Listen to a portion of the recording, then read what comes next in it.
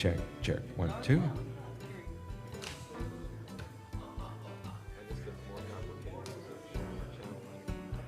That's kind of similar to thermite. Yeah. These have that too, but it's a Okay. you know. So anyway, off. Thank you. So if you remember this, Yeah, I mean, just having a visual is definitely helpful. Yes. Thank you. so I'll leave them on, Yeah, just so perfect. you know that everything's working. Because it drives me crazy.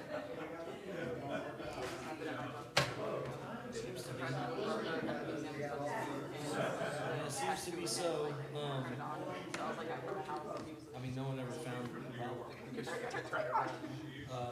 Yeah, you get it. Yeah. Thank you. So, and on this one, I think did I change the battery? I think so. I think you changed all of them. That one was also. No, this is the 9 volt. Is it actually? Then yes, you did. I didn't change it. You know what?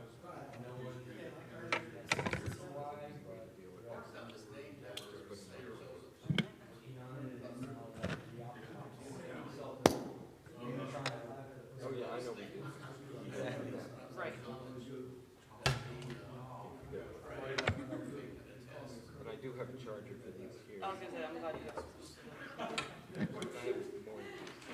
These were actually what my code is. If it's up, these are charging. If it's down, it's full. Yeah, but I'll just it's easy enough to put them all in the charger. It's a giant charger. Cool.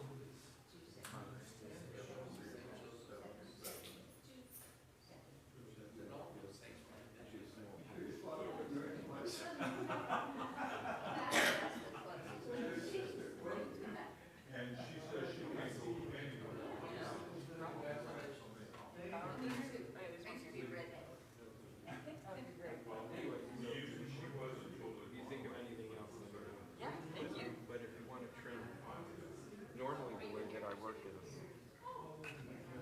did I turn this on? Check, check. 1, 2. So you can see the gain, okay? You can see the RF level. Now, I'll show you what happens if the gain is too high. Is this hot too? check, check. I'm just gonna boost it down. So set to 35. Because this is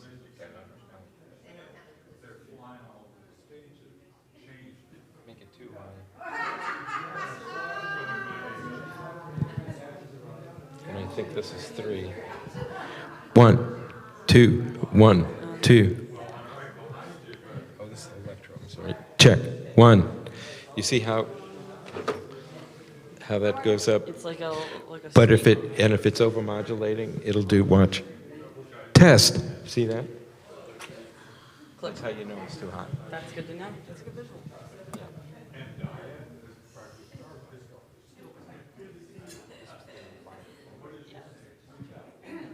Check, check. 1, 2. They're pretty low noise. Yeah. They're good system. With an expensive system. They still have these for sale, and they're going for like $1,500. You know, and the receivers, which are really old, they're still going for like $900. Oh. Wow. Yeah. Yeah. So, Good stuff. yeah, It works. well, I'd say 30% of the feature films are made with this brand of stuff. Wow. So, because they like electrons, because these are bomb-proof. See, these are much more Sturdy. solidly Yeah. made than a Yeah. lot of other stuff. Yeah. And they're like water resistant. Oh. So that's Cool. why you Yeah, the screw on, the little flash. Anyway, I won't go into the Yeah. politics of what went into all of this stuff. So I'll leave this, they should all be hot.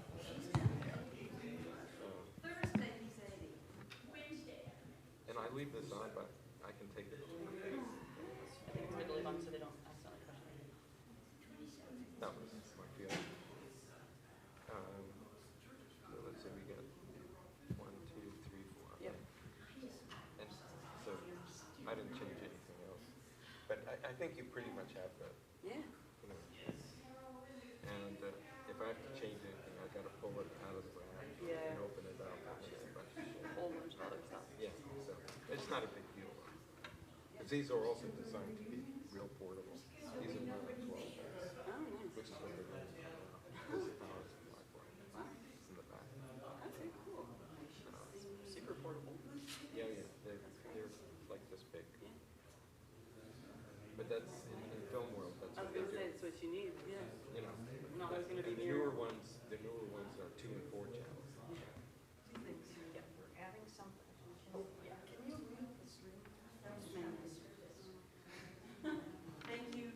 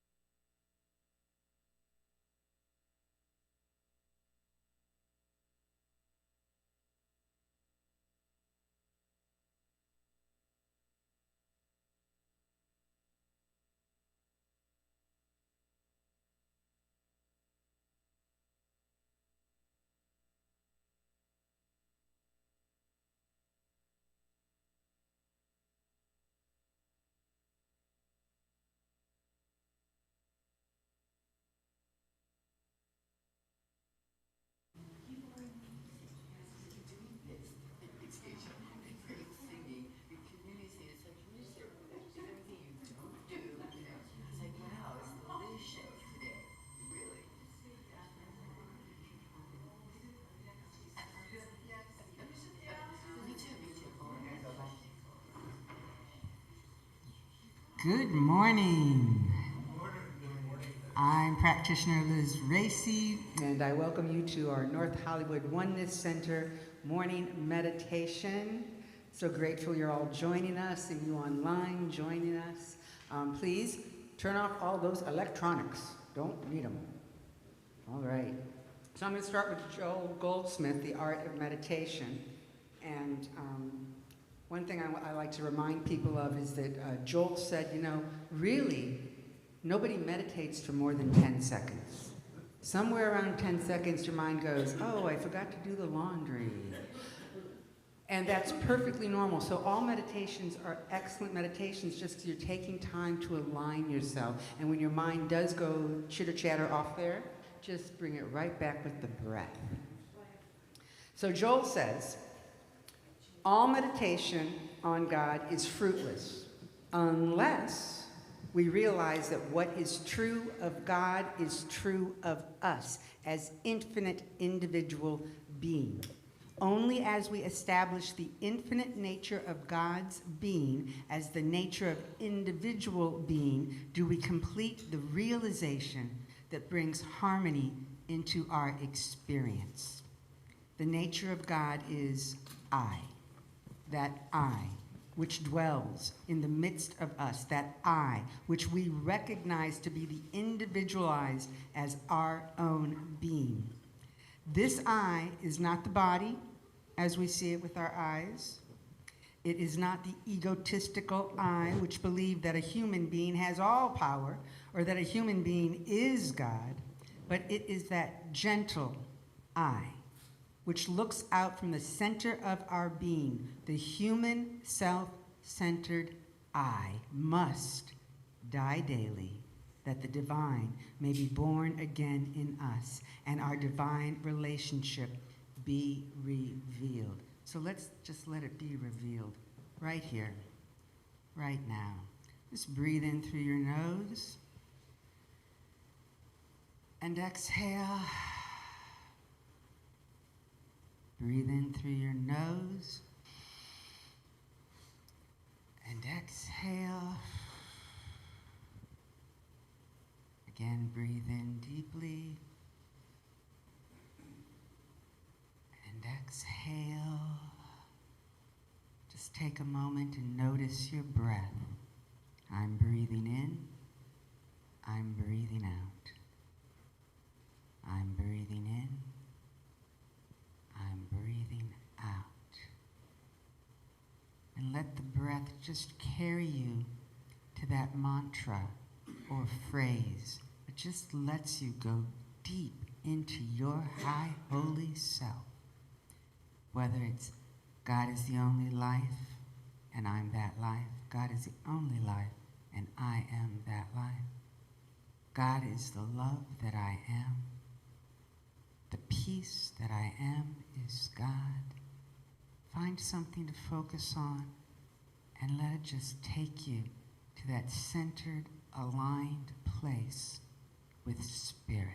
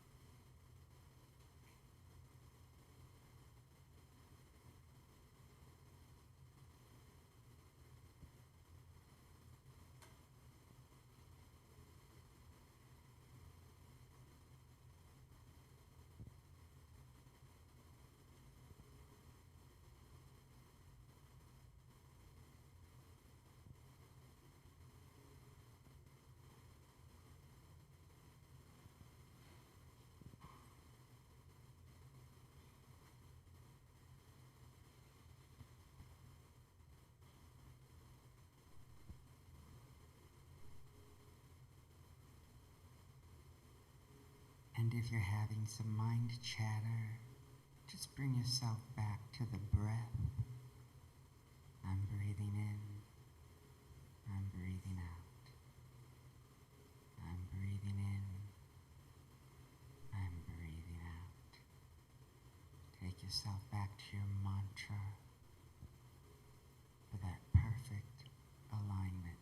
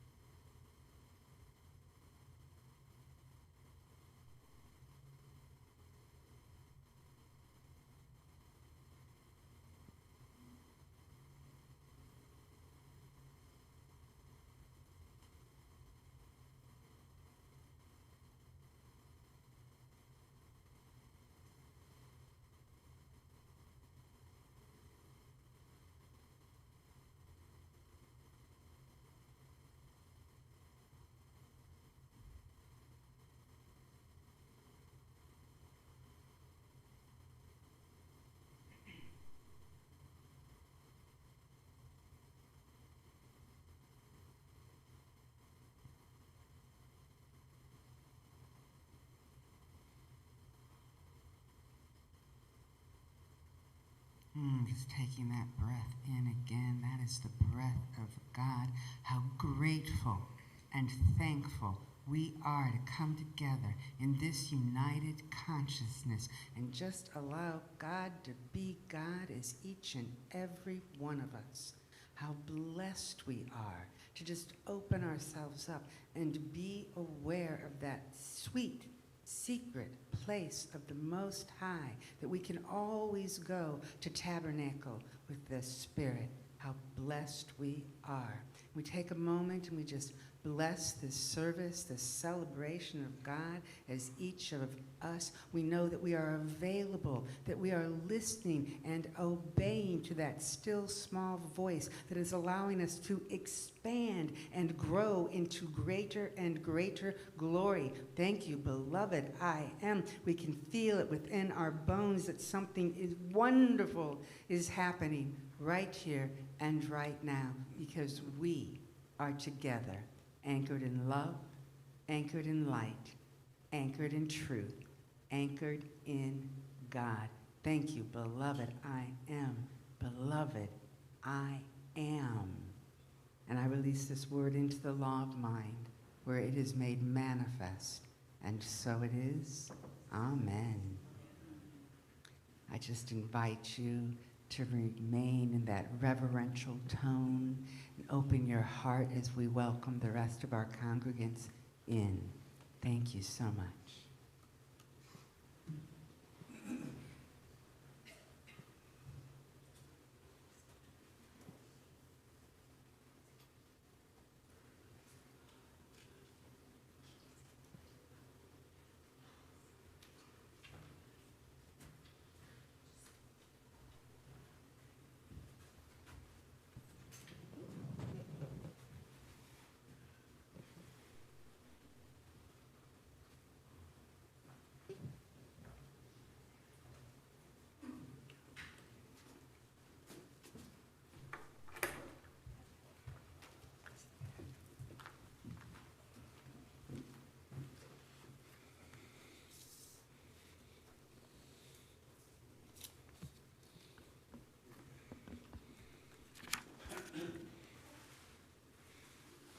It's so quiet in here. Everybody relaxed?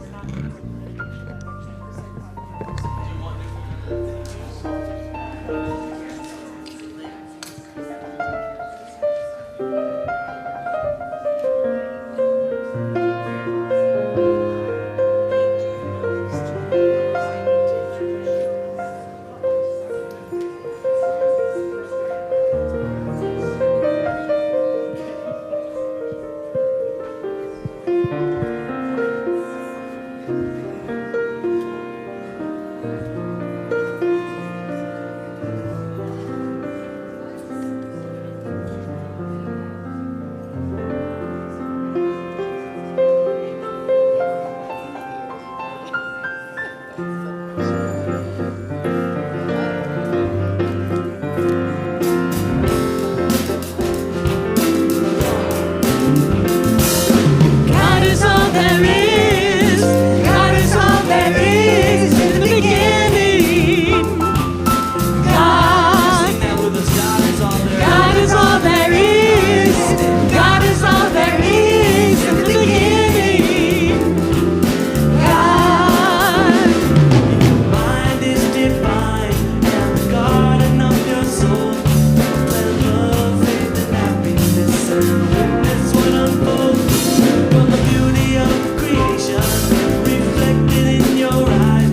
You see heaven right here on earth, and you live in paradise. God is all God is all there is. God is all there is in the beginning. God, everybody. God is all there is. God is all there is in the beginning.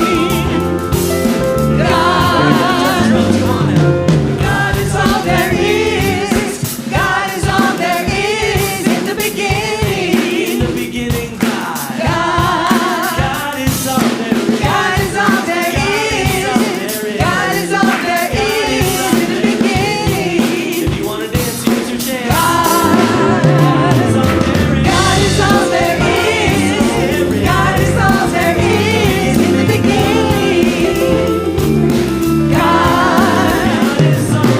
God is all there is. God is all there is in the beginning. God.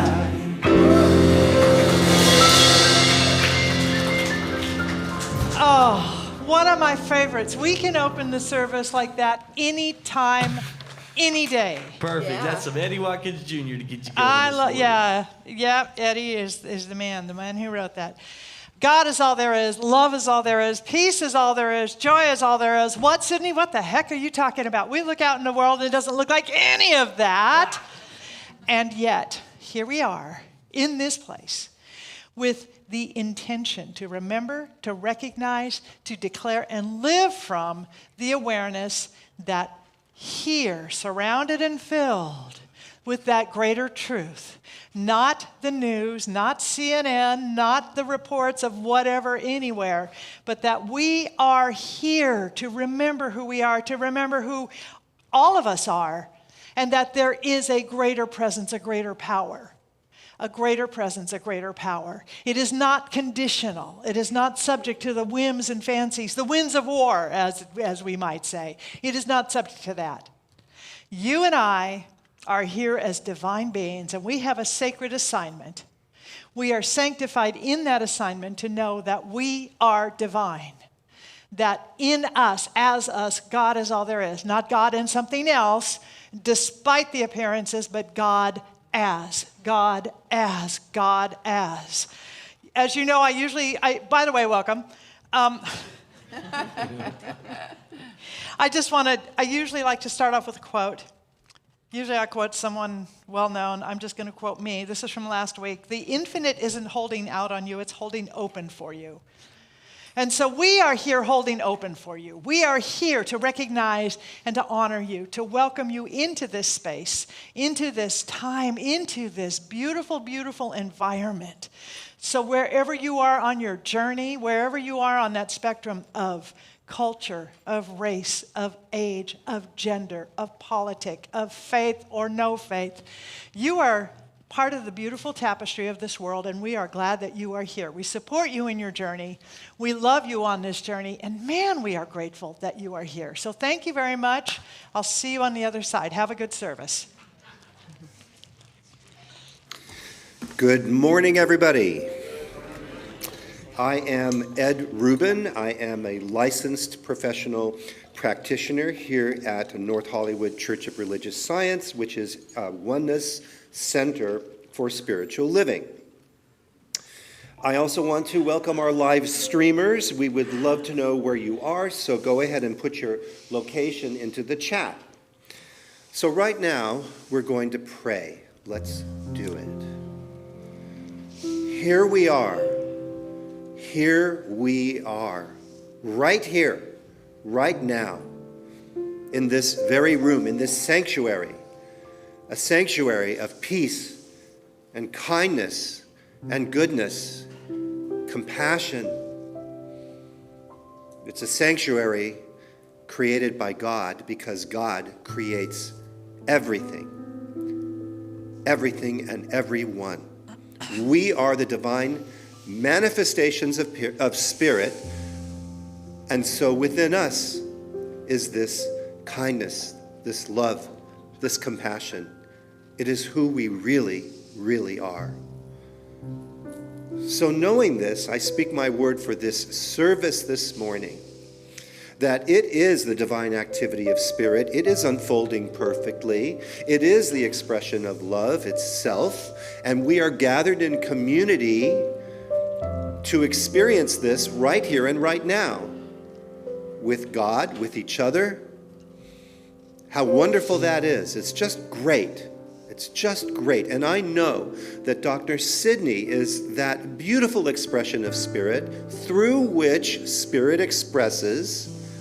And we open our hearts and our minds, receiving that which we are meant to know as we grow and evolve on our spiritual journey. This is the plan, and this is great. I am so grateful to know this, grateful to know that God is right here with us, right here within us, and we can never know sorrow, because God is just holding us through everything joyously. How great this is, how magnificent this is. I release my word into the love and law that is God, and together we all say, Amen. Amen. So right now we're going to recite the affirmative statement for May, which is right here. Today, my thought sinks deep into the quietude of my innermost self. I am conscious of the perfect peace, love, and strength of the one universal being, the one divine mind.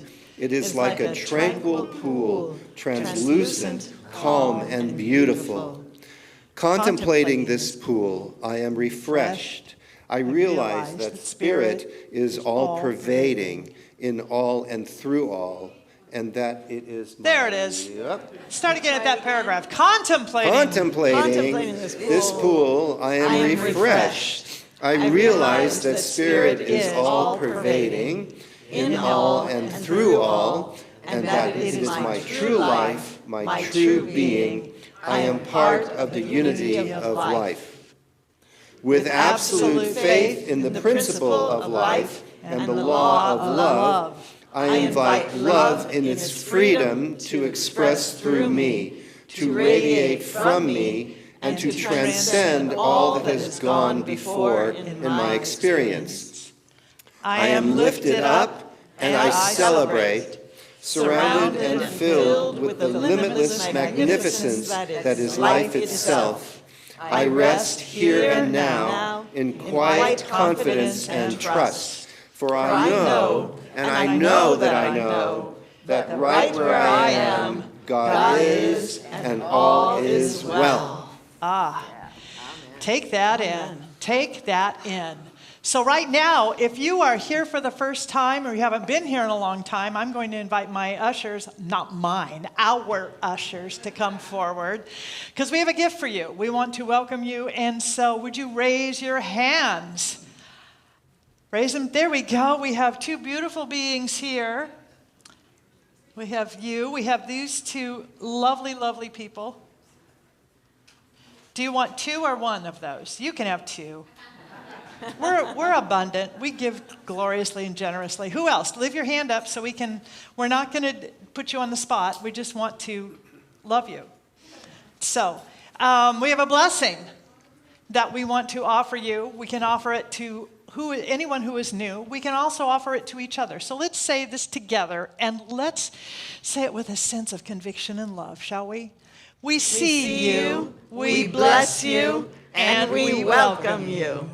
And if this place works for you and you want to know more, we invite you to find out about us. Go to our website, check out our visitor table. It's right outside on the patio. There's lots of information. We have so much going on here, and we'd love for you to be a part of it. This is a community, and right now, more than any other time since I've been on the planet, I think community is absolutely vital.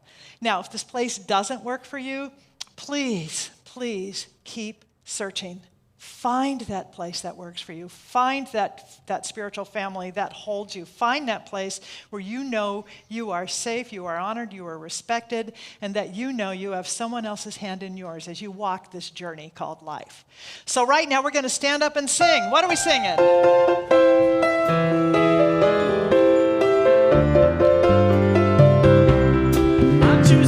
I'm choosing heaven today.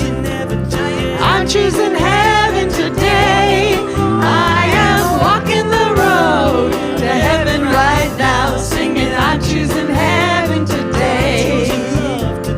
I'm choosing love today. I'm choosing love today. I am walking the road to heaven right now, singing I'm choosing heaven today. I'm choosing joy today. I'm choosing joy today. I am walking the road to heaven right now, singing I'm choosing joy today.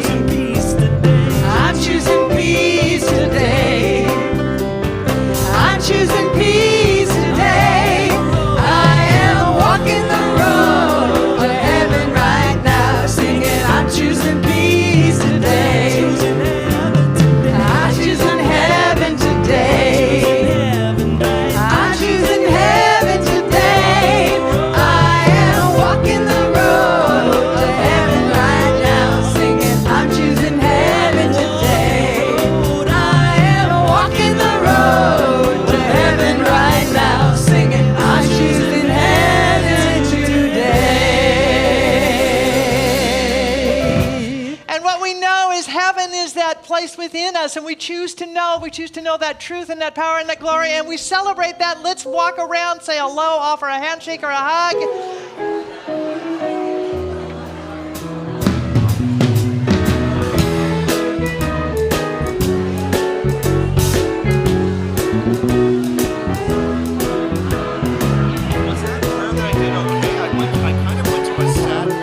It's okay.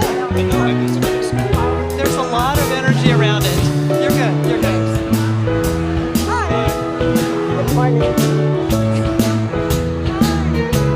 Drums are pretty loud again.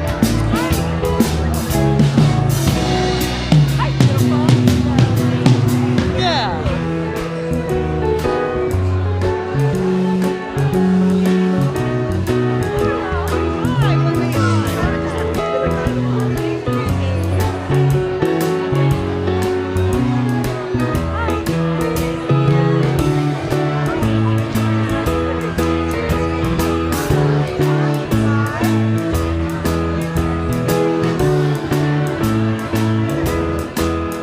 Hello. I'm good. How are you? I'm here.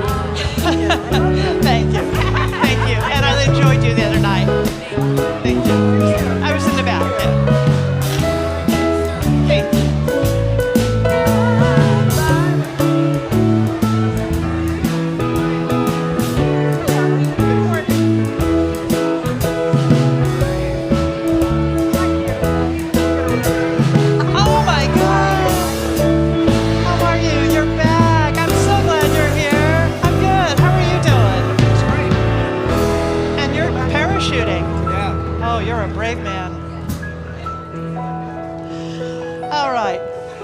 right now,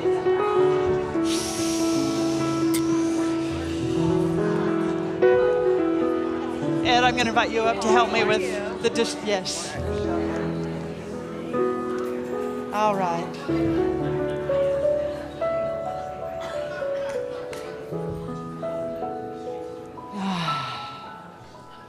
Before we go into our meditation, we believe in gratitude.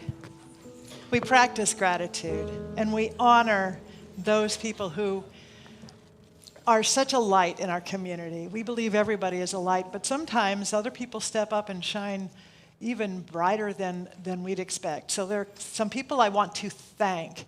So Sam Crutcher and David Lyons, would you come forward, please?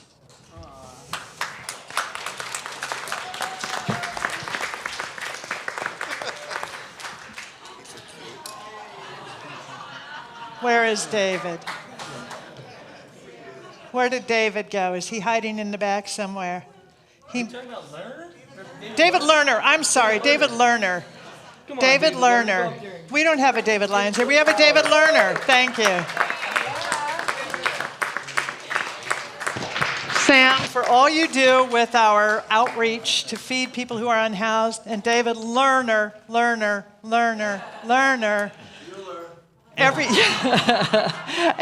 that you have done to help us move into a higher level of streaming professionalism and broadcast professionalism in our sound and mic, we are so grateful for you. So thank you.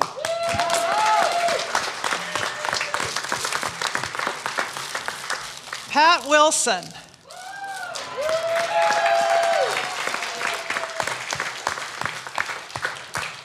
You put together God's Open Mic, and you worked your tail off, and it was a beautiful, wonderful community event. This was Friday night. Thank you so much. Thank you so much. Is Mary Grace Gleason in the room? She's on the patio. Well then, go get her. In the meantime, Gail Palat.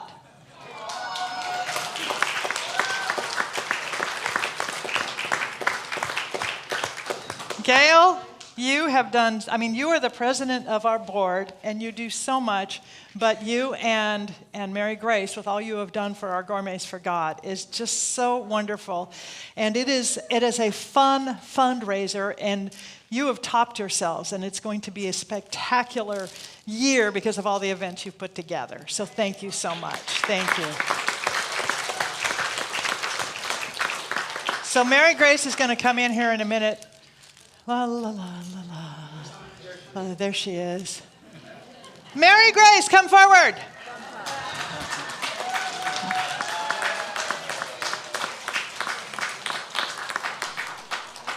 We just want to thank you for everything that you have done to help our Gourmets for God event become such a thriving, wonderful experience.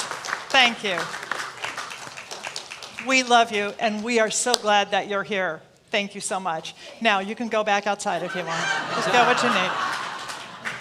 All right. And in that same energy of grace and gratitude, let us just enter within as our beloved Ed leads us in community spiritual practice.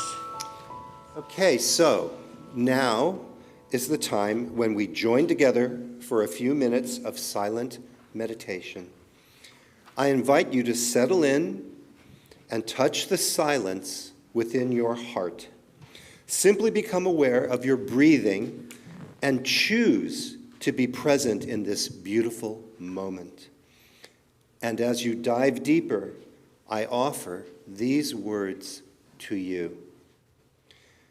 There is one life. That life is God, and that life is my life now. I will bring us out of this sacred silence in 5 minutes. There is one life. That life is God, and that life is my life now.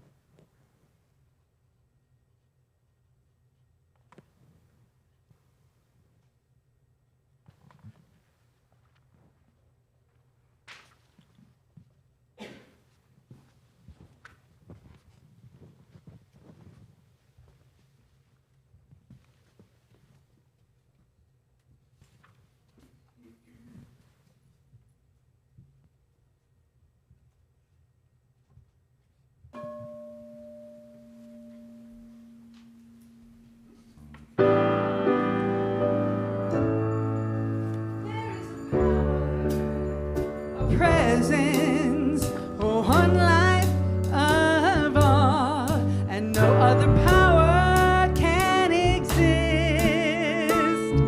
outside of the infinite, one love That can only be. God's love. Oh, yes, I know that I walk. I walk in the love of God. There is wisdom, a knowing, a loving, and a truth. Whatever you need to know will come in God's way for you. Just say, Until it shows. I'll pray. I won't move until I know. I walk in the love of God.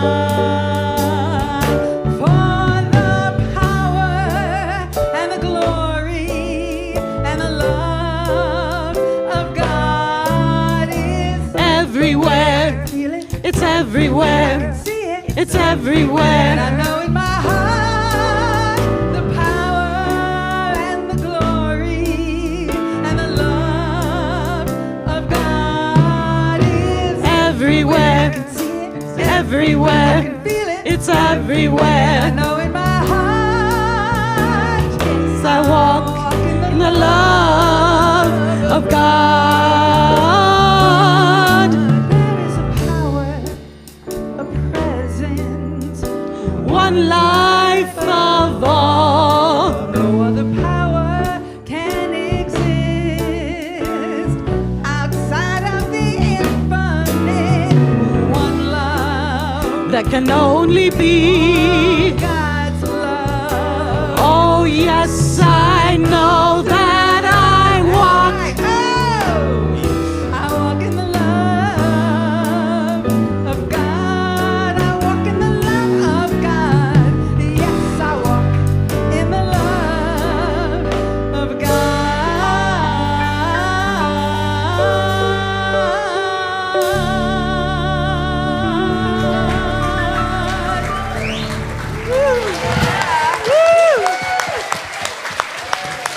Liz Racy, you are ubiquitous. You are everywhere. Thank you. Thank you so much.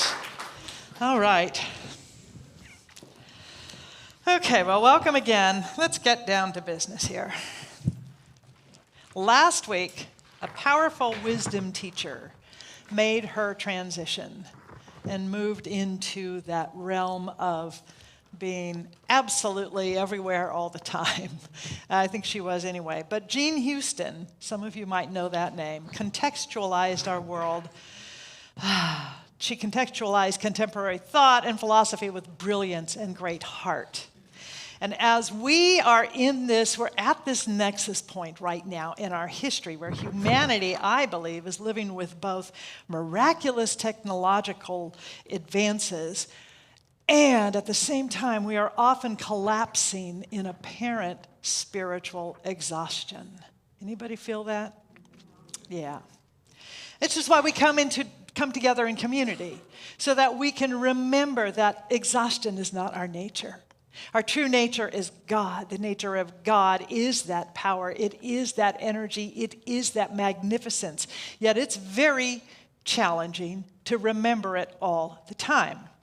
So we hold possibility in one hand. I know we do. And in the other, I know that we also hold the hope that our fears won't determine and create our future of this country, the environment, the planet. So what we are looking for is a balance, or at least knowing that there's more in this hand than fear, that the hope is greater than the fear, and that the possibility embraces all of it, so that we can walk like this, yeah? Okay, so case in point, so I'm going to take you to a dark place just for a second, but I promise to bring you out of it, so trust me on this. On Monday, 2 teenagers walked into the Islamic Center of San Diego, and they opened fire. I know that you probably all know this. Now, 3 creations of spirit were killed. Amin Abdullah, a security guard who immediately engaged the shooters so that he could protect those inside. Mansour Kaziha, a beloved longtime 78-year-old community member. And Nader Awad, a neighbor who lived across the street, and he ran toward the danger rather than away from it. Now, the Islamic Center's leader, the imam, later called them our brothers, our martyrs, our heroes. He wasn't wrong. He wasn't wrong. Investigators later found a document that had all sorts of anti-everything extremist material. It was left by the shooters. So hatred that broad is almost its own kind of theology. And it's a theology it's a creed that has to manufacture enemies in every direction. Now hear this, just to hold itself together. It has to manufacture enemies. It has to find fear just to hold itself together. It is that weaponizing, almost a monetizing of the other, right? The other. So that those people who believe it can keep believing it and not let anything shatter that.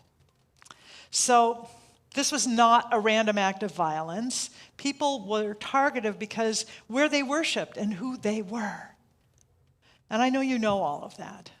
So this community, the North Hollywood Oneness Center, is anchored in the belief and in the practice, the livable, active practice that God is the life in all life. All life, one power, one presence, and we are all connected in it, with it, and as it, and with each other. And not just in this room, with each other throughout life. So we cannot treat what happened at the San Diego Islamic Center as someone else's tragedy. The infinite loving intelligence that we speak of on Sunday mornings does not live exclusively in this sanctuary. It truly does not. It was present in that mosque. It was present in the security guard, who sometimes wouldn't even eat during his regular shifts because he took his responsibility to protect his community so seriously. So that's not just courage, that's consecration. That's consecration. And we honor that. I honor that deeply. This teaching of ours has to be about more than just feeling good about ourselves, knowing that we're going to have the money to do what we need to do, and finding really good parking spaces at Trader Joe's, okay? But Ernest Holmes also knew that we start with ourselves in order to create a world that works out there. We have to start with ourselves. And we carry this teaching then out into the world so that we do go way beyond parking at Trader Joe's into creating not just a life and a world that works for everyone, but an energy, a positive, creative, productive field. We live in that field, we support that field, a field of absolute knowing that we are together, we are harmonized, we are one, and everyone matters. So he knew that we start with ourselves, we carry it out into the world, not just to feel better, but to heal, to bless, and to raise each other up. So we can raise each other up in greater peace, compassion, hope, possibility, right? Religious tolerance is not a political position, it is a spiritual one. And there are times when I have heard, and I know that every minister that I know, and part of this teaching on this path, that we often hear from people saying, oh, you're getting political. I need you to know that so much of what we cherish in terms of human value, of life, of compassion, of freedom, of blessing each other, of recognizing, of supporting each other, has very much become politicized. So it will often seem that, well, there she goes, she's going to politics again. But consider this, Jesus, the teacher, was extremely political. Everything he talked about became politicized. You know, they were living in well over 600 laws that had been created just like that to govern, to control, and to monitor people's behavior and their worship and their feelings and their practices and their comings and goings.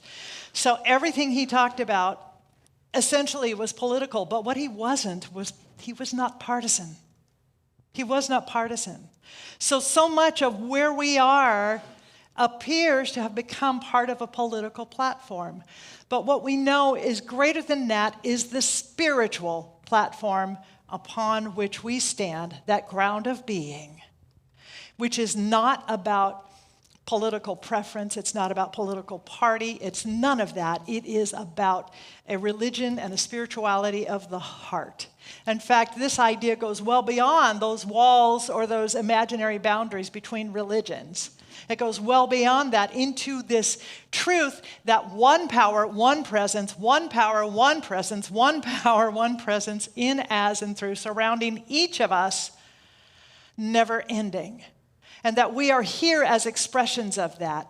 And that we are called, and I believe that we are called right here today, because if you're in this room or you're hearing us on our broadcast, something got you here. Something got you here. Or somebody voluntold you. I'm not sure. But the thing is, the moment we decide that God belongs to some people and not others, we have not found God. We've built an idol. Every deep wisdom tradition holds this same uncomfortable truth. You cannot love the divine and despise its expressions. You don't get to pick and choose which temples the sacred inhabits. It's all or nothing. I go for the all. So today we grieve with that community, the Muslim community of San Diego. We support them in love. We grieve with Muslims everywhere, with Jews everywhere, with LGBTQ people everywhere, with women everywhere, with men everywhere, with children, with old, with young. Anyone who has been marginalized, attacked, or victimized, or held up as an other, we go beyond, we grieve, but we hold them in a sacred light of blessing, of compassion, of knowing that there is more here to be revealed. There is more here to be revealed. And guess who gets to reveal it? We do. So we recommit ourselves to the kind of faith that's not just about personal comfort, but the kind of faith that is active, present, and willing to stand at the gate. Willing to stand at the gate. So this woman, Jean Houston, such an amazing woman. She spent much of her life warning us in her own way that civilizations do not collapse merely because they lack technology or intelligence. They collapse because they lose access to imagination. They lose their access to imagination, to meaning, to mythic depth, to the depth of myth, of metaphor, of allegory. And they lose their access to the larger capacities of the human spirit, to believing and knowing and trusting and standing for the larger capacities of the human spirit. So the capacity to see and feel a better future and live in us was her constant urging and invitation. And she's not the only one. There are many, many. But she is someone right now who is very profoundly, at least for me, resonating with much of what I am teaching and what I am being called to invite all of us into knowing in a greater way. So she said that human beings do not awaken simply because they acquire new information. We awaken through encounter, imagination, practice. You're taking notes on this, right? Relationship, ritual. We awaken through that and through story, through embodiment, and expanded participation in life itself. That's the awakening. And by the way, that's the rising up. That's the healing. That's where we move into the actual activity of spirit as us, is by the participation in life itself. Not waiting for it to feel safe or okay, but that we actually move into it to love each other boldly, beyond our prejudices, beyond our fears, beyond the judgments we might have grown up with. That we move into that, because that is the vision that I believe we are being called to move into. She taught us that human beings live according to the realities we are capable of imagining. When imagination expands toward compassion, creativity, dignity, interconnectedness, and possibility, entirely new futures become conceivable. When we expand, a new world is possible. When we expand into imagination and possibility and, oh, I wonder what's next, futures become magnificent.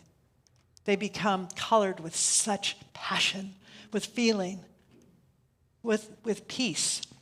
But when imagination collapses into fear, when it collapses into domination, when it collapses into scarcity, tribalism, nihilism, we begin producing those realities outwardly. So in other words, when we collapse into the material, the fear that we don't have enough, we start to collapse. But when we expand into, if nothing else, the idea of what if there is enough? What if I am enough? What if we are enough? What if God is enough? What if Spirit is enough? Whatever that name you have for that name and nature that is infinitely living through each of us, when we expand into that, we are on fire and we cannot be stopped. So I think there's a reason her work matters now as much as it ever did, because she refused to accept an impoverished view of humanity that modern culture so often tries to hand us. She refused to accept it. She refused to accept this idea of an impoverished culture. Think about that. Think about that. We are infinite. How can we feel? How can we be? How can we live? How can we perceive and move in a realm of being impoverished? The essential drama of our time, she wrote, is the awakening of humanity to herself. And that's the launching point that I want to go with today. So how do we wake up and stay awake? And where is infinite intelligence in the midst of both the love and the loss? Where is it? How do we create and live in a mental and spiritual narrative of infinite intelligence when the dominant social narrative appears to be finite, not so intelligent? And it kind of looks that way, doesn't it? It gets a lot of attention. And so here's the bigger idea here. When the world contracts, the soul expands. Think about that. When the world contracts, the soul expands. When it seems that the world has forgotten how, we will still be living the larger story, because when the world contracts, the soul expands. The soul will not be contracted by the experiences, the material, or the things that happen in the world. When the world gets smaller, we grow. When they go low, we go high, right? So that dominant narrative that wants to run through our culture is loud, it's anxious, it's shrinking. And it speaks the language of scarcity, of suspicion, and siege. Have you noticed? And so we want to ask the question, well, how do we fix this? How do we fix the world? How can I make a difference? But the real question that gives us the power, that gives us an opening into guidance, into inspiration, into possibility, and to working with other people in a community, what are the qualities of reality we are capable of imagining? And how do we begin to live into that vision? What are those qualities? What is it we want, not what we don't want? You know, it's very interesting. I work a lot with people and I do a lot of spiritual counseling. And part of the question that gets asked early in any appointment is, well, what do you want? How do you want to feel?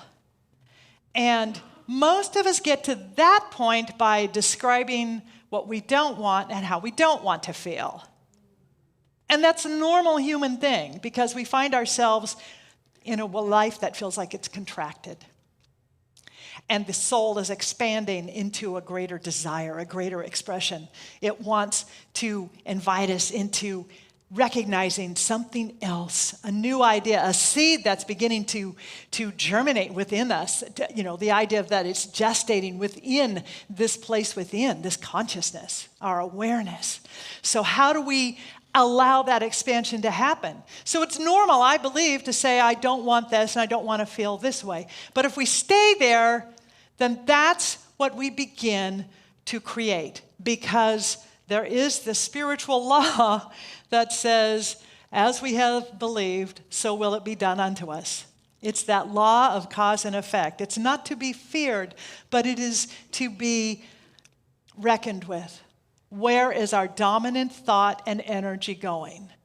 Not in any way to bury our heads in the sand, not in any way to not look directly at whatever is happening, but then to look directly through into God, through that into spirit, through that into what's possible here. What is the ask here? What is the contraction that is going on so that something can rise up? You know, friction produces creation.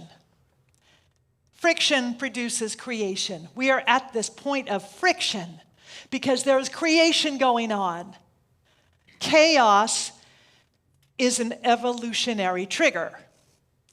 I know, there's a lot of trigger right now. But chaos is that which causes us to grow, to question, and to move, to swirl in that cauldron of creation to find out what the heck is happening here. So when we have pain, when we have fear, when we have all of that stuff going on, there's a greater question to be asked, which is, what is the vision that is trying to emerge? Not, how do I survive living in this hellhole? That is not the question to ask. And by the way, the other question to not ask is, why is this happening? Ask that later. Ask that later, because there is no power in that question. But the question we can ask is, what is the vision? What is the vision? And what is my part in it? What is my role in it? What am I to do in that vision? Who am I to be in that vision? That's where our power is. That's our power. So Gene Houston believed that the most revolutionary question a human being could ask is, what are we imagining? What are we imagining? You all have permission now to go back into your daydreaming selves. You might have been in first or second grade and the teacher said, oh God, there they go again. Imagine, they're just off in the cloud. I want you in those clouds of imagination. We have to be, because that's our connection with spirit. Imagination is not decoration. Now hear this. It's the architecture of the future. Imagination is not decoration. And it's not a luxury. It is the architecture of the future. When the world contracts, the soul expands. So when imagination collapses, and this is really tempting, when it contracts into fear or scarcity, societies don't just describe those realities and narrate them, they reproduce them. And I've seen that in my own life. When I fall into a place of fear, of great judgment and suspicion, and it's easy to do. Anybody watch the news lately? But if I stay there, that's the future I'm participating in. And I'm not here for that. I'm not here for that. It's not merely a sociological observation. It's a spiritual diagnosis, guys. Spiritual diagnosis. In religious science terms, what we teach here in New Thought, we would say that the collective mental equivalent has shifted. Now, Ernest Holmes taught, and he was the founder of this teaching, that mind is the medium through which all things are created. And if the dominant thought form is not enough, not safe, not possible, then what gets built, what gets created in the outer world is a mirror of that interior architecture. Does that make sense? Yeah. Okay. So lest you think that we have to generate the escape from that narrative, generate the escape or getting out of that mindset that is just so seductive and so familiar Therefore, we kind of think it's comfortable, even if it's really, really uncomfortable. But this is the thing. We don't have to self-generate the wisdom, the inspiration, and the right and perfect guidance to live and move through this world of conflicting narratives and beliefs. Because Ernest Holmes also said this. You have a silent partner within you whose energy is inexhaustible and whose intelligence is without limit. That which is within you is greater than that which is in the world. You have a silent partner within you. So, when the world contracts and the soul expands, how can soul expansion actually save us and pull us into that vision, to put us in a place of hope, of joy, beyond just an hour in here? Not beyond just an hour in here, but moving out into the world so that we have tools to be able to live in the world. So the question that I want everyone to ask is, what is your narrative? What is the story that you are believing and living? And tell it. Here's the assignment. Look at the story that you are telling. Go to all the mud, the darkness, and the silliness, and the whatever judgment, evil, and hate that you can. Get it out of your system for one last indulgent time. Go there. Make it big. Make it beautiful. Then look at everything that's there that you don't want. Tear up that old one. Burn it. And then, now that you've honored it, now that you've honored the fear, now that you've honored the ego, now that you've honored all of that stuff, and maybe the story, the architecture that was given you by someone else in your life, because most of those narratives were given us by someone else. Now, a clean slate. Who are you? What is the world in which you want to live? How do you want to feel? What is the beauty that touches your heart every day? What is the miracle that the song of a robin in the tree begins to dance within your heart when you hear the music of a bird or you see a child laughing? What is that thing? How do you want to feel? And with as much emotion and dread that you painted the picture over here, now, over here, this is the gold. This is where the treasure lies. You know, we turn our thoughts away from this to this. Emmett Fox taught an idea called the golden key. And that golden key is that we recognize, but then we turn to the truth of what it is that we know. The truth is God. What are the qualities of God? It is that joy. It is that limitless possibility. It is that intelligence that is always, always striving to create harmony and balance and greater expression, that has created the planets in their orbits and keeps them there. The oceans that rise and fall, the sun and its beauty and its majesty, the moon, all of that. That is who and what we are. We're not this over here. That's a fact. That's somebody else's thinking. That's our thinking. But now, let's take that, look at it for what it is. Ooh, I created that. Okay, I'm done. Come over here. What do I want to create? What is the vision I want to live into? Who am I? And what reality am I actually capable of imagining? What we really need to get is the infinite is not the problem. God is not the problem. Our perception of all of it and our refusal to set it down, that's where we run into problems, because we are energizing with our attention. We are paying so much attention. And again, we look at it and then we look through it. Television and then spiritual vision. Television, spiritual vision. Spiritual vision cuts through. Whose imagination actually built the house of beliefs and limitations in which I'm living? And is this the house I want? So somebody might have given it to you. And it's okay to be disloyal to them and to no longer live in that house of ideas. You know, many of us think that if we are different than our parents, if we earn more money than them, if we're happier than they are, if we have more peace, if we're more positive, if we are more gloriously humorous and whole and healthy, that we are being disloyal. Please be disloyal. Please let that go. Ralph Waldo Emerson wrote in The Oversoul, "Within man is the soul of the whole, the wise silence, the universal beauty to which every part and particle is equally related, the eternal one. That one is already within you." What Jean Houston said was, we all have the extraordinary coded within us, waiting to be released. What are we waiting for? Do you need permission? No. Because if you do, you have it. I give you permission. We all have the extraordinary within us waiting. We are coded for this. It is waiting to be released. It is waiting to be celebrated. It is waiting to be recognized. To listen to that voice that is saying, I'm frustrated here, I'm frustrated, turn it over. I have a dream. That friction means that the dream is coming forth.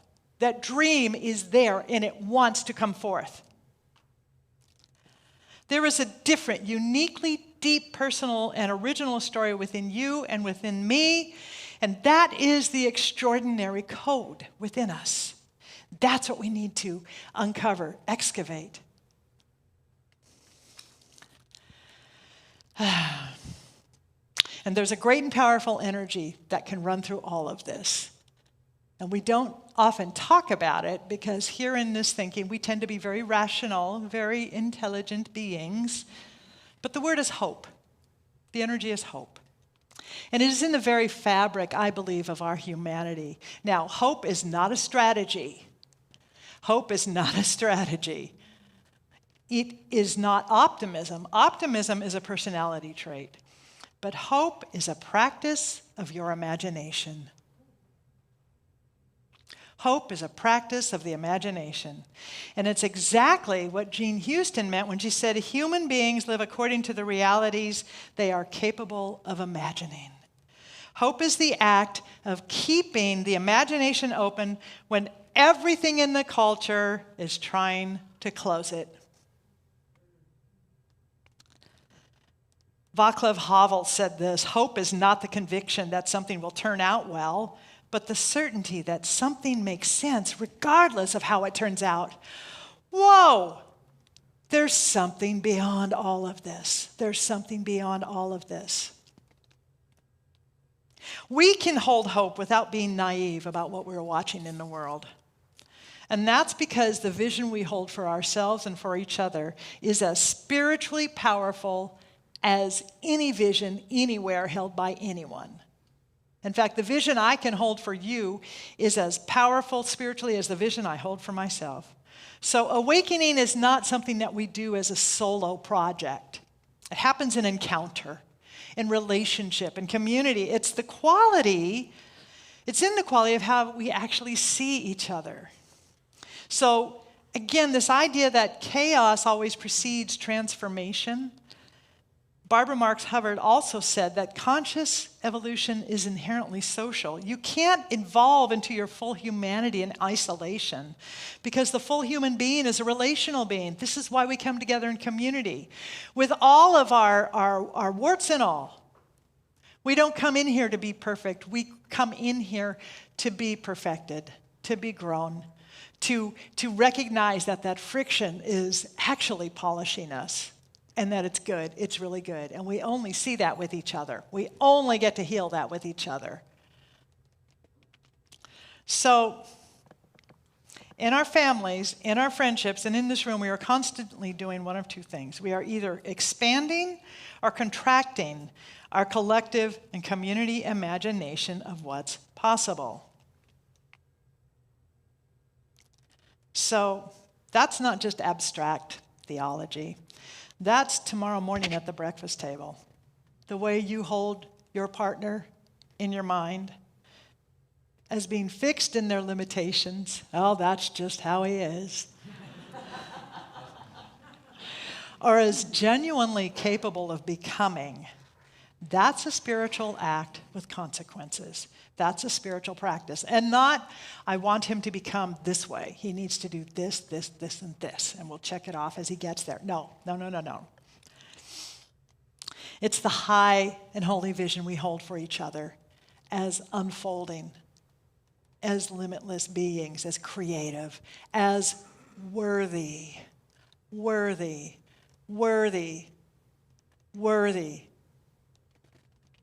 So the world doesn't need our anxiety. It needs our expanded imagination. There's a lot of anxiety in the bank. We don't need to make any more withdrawals there, right? And so crisis is an evolutionary driver. Crisis is the evolutionary driver.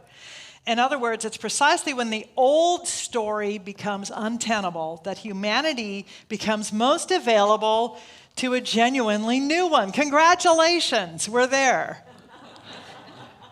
The old story isn't working. Listen, what we're witnessing right now is not the triumph of finite intelligence. It's the death rattle of an imagination that has run out of road. The dinosaurs are dying. The old paradigm cannot be sustained by any form of life support. What we are seeing is the transformation. And yes, we are in the crisis. We are in the chaos. Congratulations. We can handle it because we've got each other. And we've got each other visualizing and knowing for each other that we are more than what's going on. In other words, we are the ones we have been waiting for. Anybody hear that one before? Ernest Holmes wrote that evolution is eternally going on. We are in the midst of it, we're a part of it, and there's nothing to be afraid of. So let me just share some wisdom with you. We are at an extraordinary juncture in history.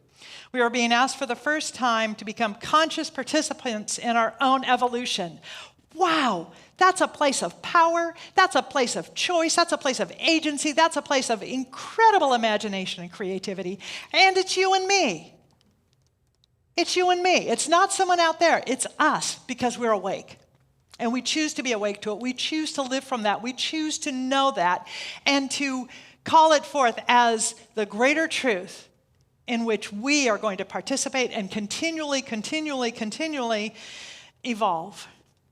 You know, I shared this quote a couple of weeks ago from Myrtle Fillmore, who was the co-founder of Unity, and she said, "You have it within you to do all that you need to do. Get at it."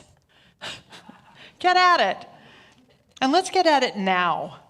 You know, Emerson wrote that the rushing stream will not stop to be observed. The infinite doesn't pause for the news cycle. It keeps moving through every person in this room out into a world that needs exactly what we carry. So will we be defined by an old limiting narrative? Are we going to be defined, or will we be divined by a new story of imagination, of hope, compassion, of tolerance, of peace, of all of those qualities of God? See, and that's where hope comes in, not as a feeling we manufacture, but as the decision we make about what we believe that the infinite is capable of doing through us, starting with the person sitting closest to us. Will we be defined by the world, or will we be divined by soul? Will we be defined by limitation and fear, or will we be divined by the truth that is already innately there within us? So here's your homework. This is a radical call to action. I want you to choose one person, family member, a stranger, a friend, someone in the news, someone sitting within 10 feet of you now, and spend this week holding a larger vision for them than they are currently holding for themselves. If you've got teenagers, you know exactly what to do. And not with pity, not with unsolicited advice, definitely not with the kind of smugness that people, that makes them want to slap you. I know what you need. No, you don't. Just hold a larger vision. Hold it silently, consistently, and in quietness and confidence. Hold the larger vision for that person. You know, Jean Houston said this was called midwifing the possible in another human being. We get to midwife what's possible in each other. That's a pretty great place to be. That's it's a place of trust. The divine has placed that trust and that capacity within us. Ernest Holmes called it knowing the truth about them. Barbara Marx Hubbard said she called it recognizing the evolving God in your neighbor. We have a lot of evolving God going on in the people in the world. Have you noticed? Whatever we call it, it is one of the most radical actions that you and I can do in a world that is so completely in flux. It's all fluxed up. So this week, unflux your world, and maybe you will just unflux the world of someone else and someone else and someone else. Let's pray. Thank you. Thank you. Thank you. I invite you to just simply breathe and turn within. Going beyond the flux. And moving into the deep awareness and imagination within, which is saying, oh, my beloved, thank you for finally hearing me. Thank you for standing in the truth that right where you are, anything and everything is possible, because what is within us is greater than that which is in the world. So I recognize that I am one with this, that we are one with this, that we indeed are the ones we've been waiting for. And so we choose now to recognize and to continue to recognize, to know and to know and to know a higher vision for ourselves, for the people around us, for people on this planet, for the entire world. That when two or more hold this vision, there is a light that shines and things dissolve, they move, and shift takes place. We are witness to the glorious shift of humanity. We are midwifing the glorious shift of humanity. And birth is messy. We honor that midwifing, and we bring a lot of towels to clean up the mess, because we are midwifing the possible. How glorious it is that we have said yes to this assignment, whether consciously or unconsciously. We are here to do that. So I bless this community, I bless this church, I bless all churches, all paths to God, all mosques, all temples, all ashrams, all synagogues, all cathedrals, wherever people gather to shine a greater light of peace, of understanding. And I know that we each now commit to holding that greater vision and doing all that we are called to do to shine that light. I am so grateful. I am so grateful. And in that sense of great acceptance and gratitude, I simply release this word into the law of mind, knowing that these words do not return unto us void, that they actually are working now. And the revelation, the realization of the great presence and power of Spirit is here and now. And so it is. And I invite you to say amen.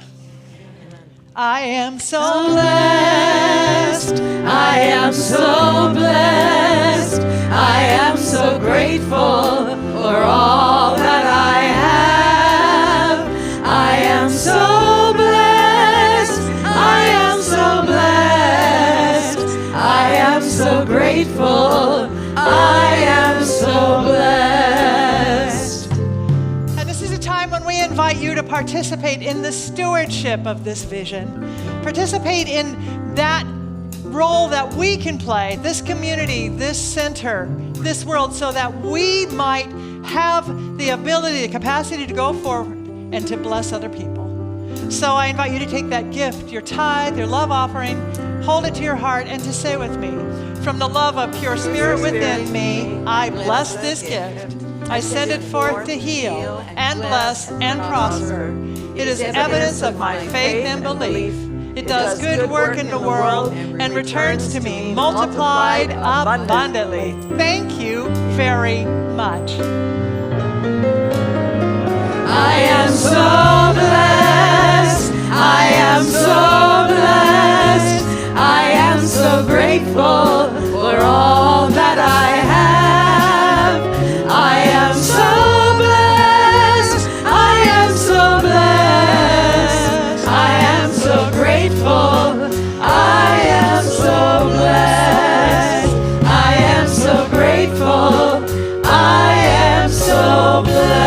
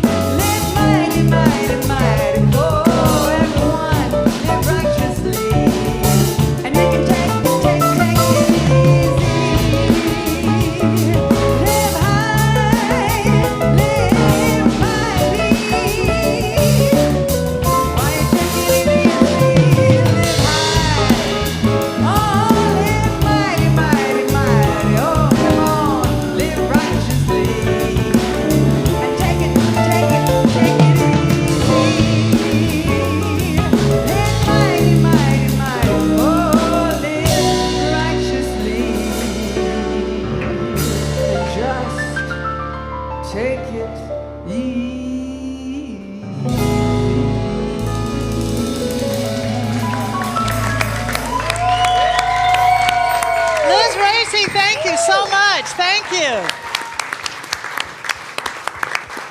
Well, thank you. Thank you to our band, to Liz Racy, and our digital ministry team. And thank you so much for that message today. That was wonderful. So if you are new and you want to know more about what's going on here, visit our welcome table on the patio. And you can easily make one-time or recurring donations to our church through our text-to-give number, QR code, or through our website, nhcrs.org/give. Thank you so much for that. And every Sunday at 10:30 a.m. in our junior church, it's open to babies and kids and teens, and all are welcome. Sign in for children starts at, there you go, budding artists. It starts at 10 o'clock, the sign in, and you can wear something like that too.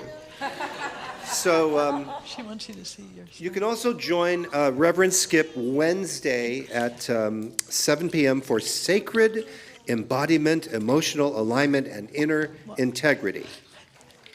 Gourmets for God. The tickets are available to be paid for and picked up on the patio.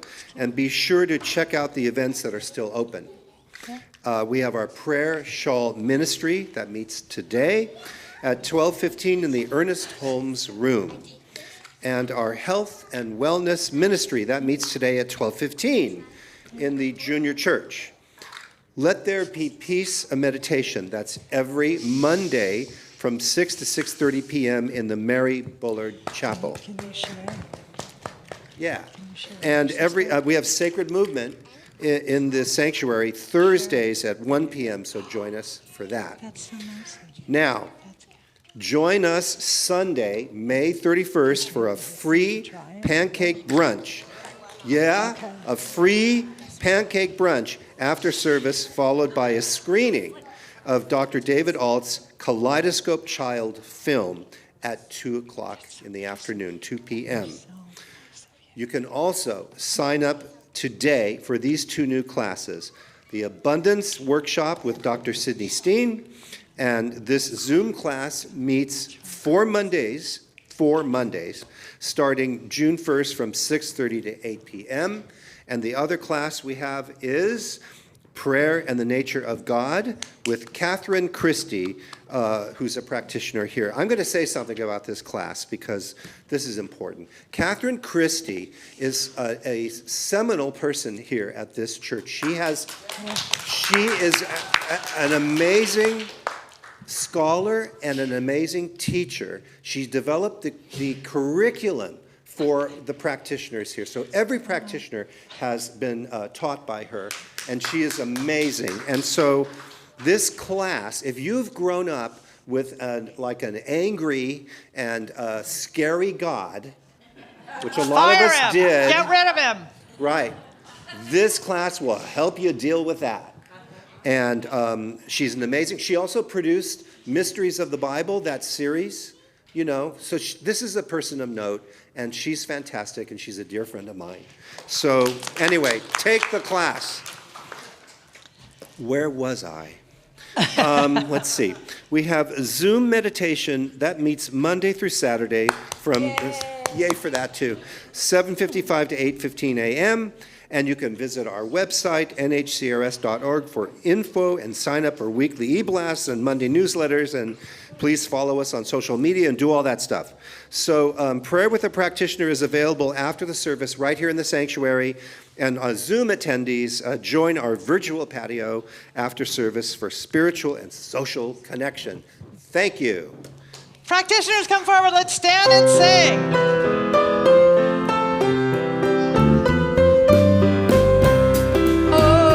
Let there be peace on earth, and let it begin with me. Let there be peace on earth, a peace that was meant to be. With God as creator, loved ones all are we.